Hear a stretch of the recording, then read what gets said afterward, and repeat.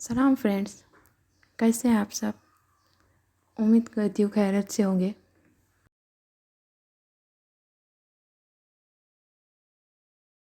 बाप 3, पहला तासुर पहला तारुफ। 7 साल पहले इशरत रफ्ता को आवाज़ दिया करती है हर नए लम्हे की दहलीज पे जाकर यादें। कॉन्ट्रैक्ट लॉ की क्लास में मखसूस खामोशी थी।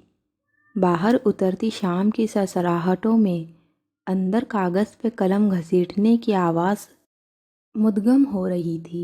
तमाम तुलबा गौर से सुनते या सुनने की अदाकारी करते लेक्चरर की जानिब मुतवज्जा थे, जो लेक्चर का इख्तिताम करते हुए हस्ब आदत कह रही थी, मेरा ख्याल है मेरी इतनी लंबी तकरीर आप में से बहुत सौ की समझ में आ गई होंगी, और अगर मेरा ख्याल दुरुस्त है तो चंद एक की समझ में नहीं भी आई होंगी।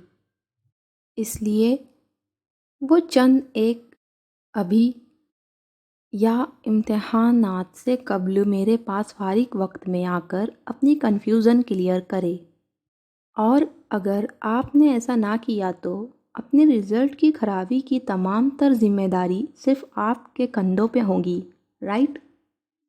नरमी से मुस्कुरा कर कहती जुमर यूसुफ की आंखें पूरी क्लास पे मरकूज़ थी, और इस नरमी में भी रौब पनाह था।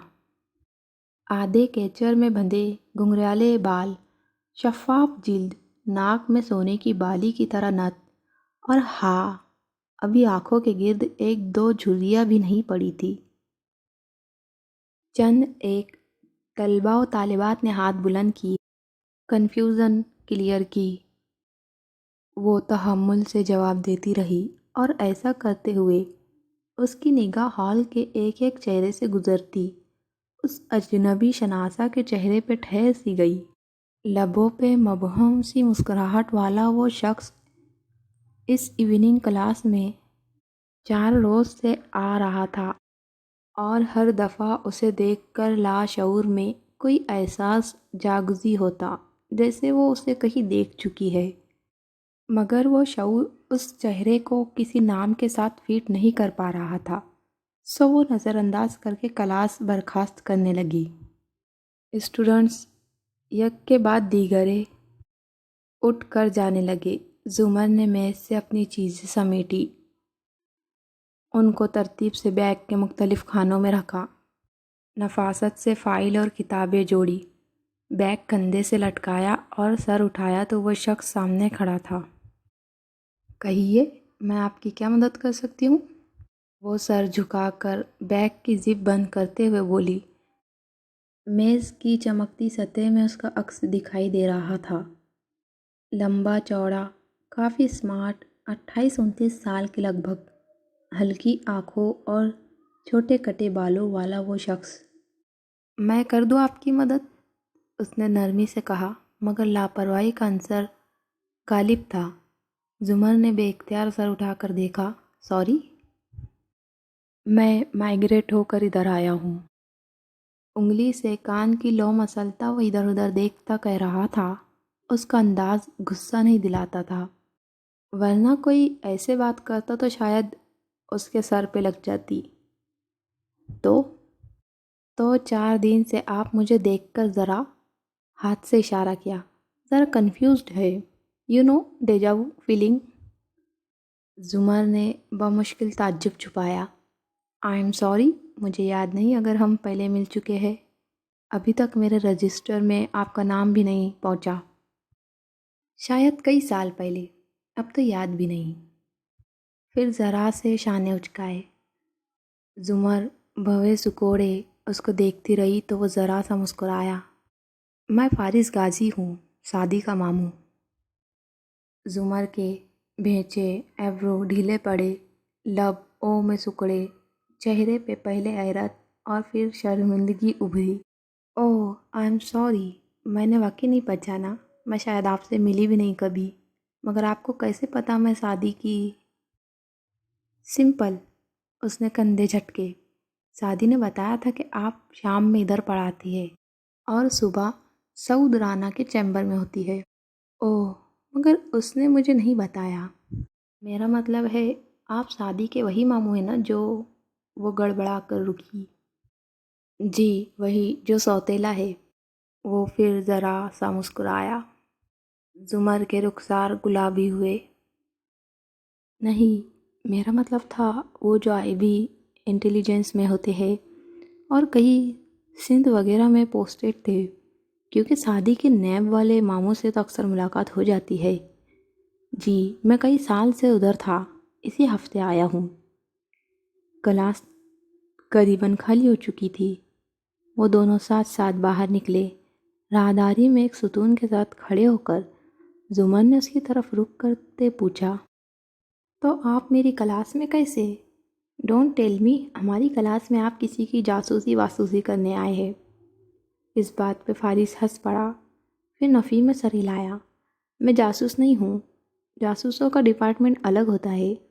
میں یوں ہوں جیسے پولیس آفیسرز ہوتے ہیں، ہم مختلف کیسز پہ کام کرتے ہیں۔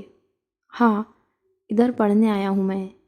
وہ گردن ذرا جھکا کر عادتاً ناخن سے کان رگڑتا کہہ رہا تھا، ساتھ میں شاید وہ چنگم بھی چبا رہا تھا۔ تو کیا نوکری چھوڑ دی؟ نوکری کے لیے تو پڑھ رہا ہوں، پہلے زیادہ پڑھ نہیں سکا تھا، چھوٹی پوسٹ پہ بھرتی ہوا تھا۔ اب ترقی تو ملتی رہی ہے، مگر لاء کی ڈگری ہمارے لیے بہت اچھی ہوتی ہے، ترقی کے چانسز بڑھتے ہیں۔ پھر رک کر زمر کا چہرہ جیسے جانچا، کیا آپ کے والد نے نہیں بتایا کہ کس طرح وہ نوکری اور نوکری سے پہلے میری مدد کرتے رہے تھے؟ نہیں، بالکل نہیں۔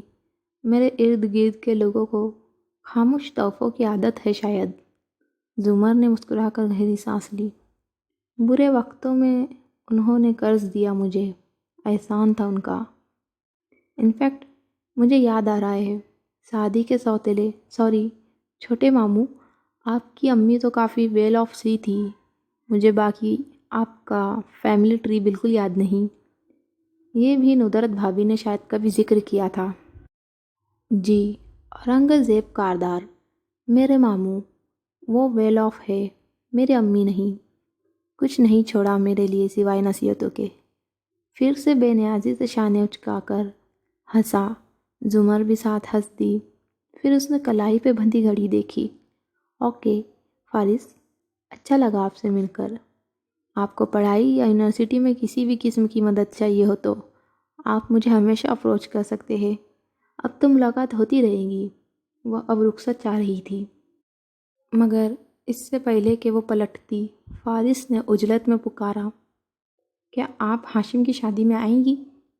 زمر جاتے جاتے واپس ہوئی، نہ سمجھی سے ایبرو اٹھائے۔ سوری، کون ہاشم؟ اوہ، کیا ندرت آپا نے نہیں بتایا؟ میرا کزن ہاشم، اس کے اگلے ہفتے شادی ہے۔ انہوں نے سعدی لوگوں کی پوری فیملی کو بلایا ہے، آپ سمیت۔ زمر نے چند لمحے سوچا، پھر کندھے اچکائے۔ میں بالکل بھی نہیں جانتی آپ کے کزن کو، لیکن اگر وہ بلائیں گے تو دیکھیں گے۔ فارس نے سر ہلا کر گویا جانے کی اجازت دے دی۔ وہ ایک الوداعی مسکراہٹ کے ساتھ مڑ گئی۔ فارس وہاں کھڑا تب تک اسے دیکھتا رہا جب تک وہ راہداری کے دوسرے سرے پہ گم نہ ہو گئی۔ پھر ایک دم چونکا اور خفیف سا ہو کر سر جھٹکا۔ وہ خوبصورت تو نہیں تھی، پھر بھی اچھی کیوں لگ رہی تھی؟ سعدی کی پھوپھو تھی اس لیے شاید۔ وہ خود کو مطمئن کر کے غیر مطمئن کرتا وہاں سے پلٹ گیا۔